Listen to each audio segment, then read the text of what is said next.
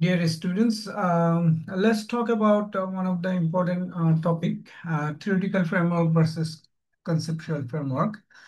I would like to talk this in Bangla because most of my students they study in Bangla. So it's better to start with the Bangla. অনেক সময় আমরা জিজ্ঞেস করি theoretical framework এবং conceptual ফ্রেমওয়ার্কের মধ্যে পার্থক্যটা কি। আহ, আমরা যদি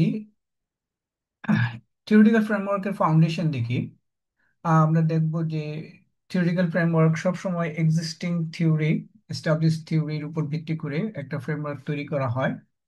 যেমন সোশিয়োলজি, সাইকোলজি, ইকোনমিক্স এর যে কোনো একটা থিওরিকে আপনি ফাউন্ডেশন ধরে আপনার নিজের রিসার্চটা সেই থিওরির ভেরিয়েবলস গুলোর উপর ভিত্তি করে আপনি একটা ফ্রেমওয়ার্ক দাঁড় করাতে পারেন। এর উদ্দেশ্য হলো purpose provide a broad underlying structure lens, understanding that explain why the research problem exists and where your study is situated within the existing knowledge. তার মানে হলো আপনি এই থিওরিটিক্যাল ফ্রেমওয়ার্কের লেন্সে আপনার নিজস্ব নিজের যে রিসার্চটা সেটা দেখবেন, এবং আপনার নিজের রিসার্চ এক্সিস্টিং থিওরির মধ্যে আপনার রিসার্চটা কোন জায়গায় অবস্থান করছে, where your study is situated, সেটা আপনি দেখবেন। এবং theoretical framework explaining a phenomena using a pre-established theory or set of theories। একটা বা দুইটা থিওরিকে ভিত্তি করে আপনি থিওরিটিক্যাল ফ্রেমওয়ার্ক নিতে পারেন। মনে রাখবেন, একটা রিসার্চে দুটোর বেশি থিওরি আলোচনা করা উচিত না, বা দুটো বেশি থিওরির লেন্স দিয়ে আপনি নিজের রিসার্চকে দেখা উচিত না। থিওরিটিক্যাল ফ্রেমওয়ার্ক নর্মালি একটা জেনারেল আইডিয়া দেওয়া হয় যে আপনার রিসার্চ এবং থিওরির যে সম্পর্ক সেটা আহ, তুলে ধরা হয়। অন্যদিকে কনসেপচুয়াল ফ্রেমওয়ার্কের ফাউন্ডেশন হলো যে আপনি যে লিটারেচার রিভিউ করেছেন, প্রিভিয়াস রিসার্চ এবং পার্সোনাল এক্সপিরিয়েন্স, এই সব কিছু মিলে সিনথেসিস করে আপনার নিজের একটা ফ্রেমওয়ার্ক দাঁড় করানো। So, a synthesis of concept drawn from your literature review, previous research, and personal experiences, specifically constructed by the researcher for the particular study.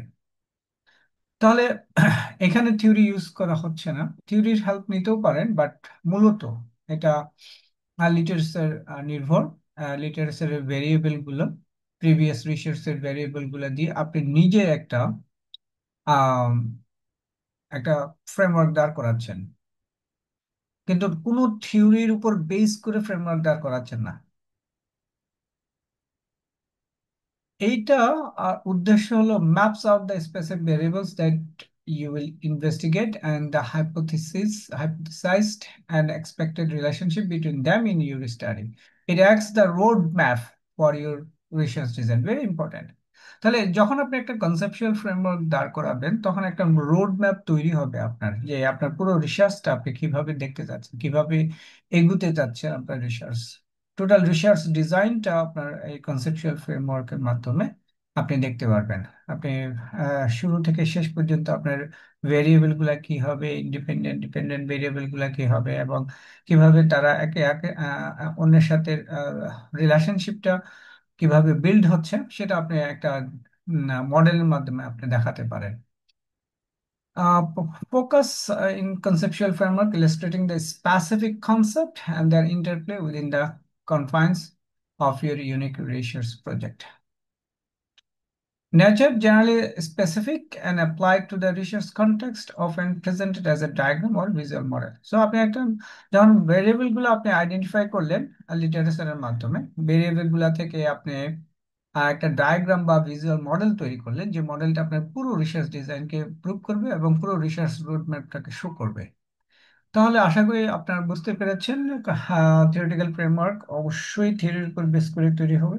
Conceptual ফ্রেমওয়ার্কে আপনি নির্দিষ্ট কোনো থিওরিকে দেখছেন না, বরং লিটারেচার এবং বিভিন্ন কনসেপ্ট এবং আপনার এক্সপিরিয়েন্স মিলে আপনি একটা রিসার্চ ডিজাইন এবং একটা মডেল তৈরি করবেন, যেটা আপনার পুরো রিসার্চকে রিপ্রেজেন্ট করবে। আশা করি বুঝতে পেরেছেন। ধন্যবাদ সবাইকে। Thank you so much.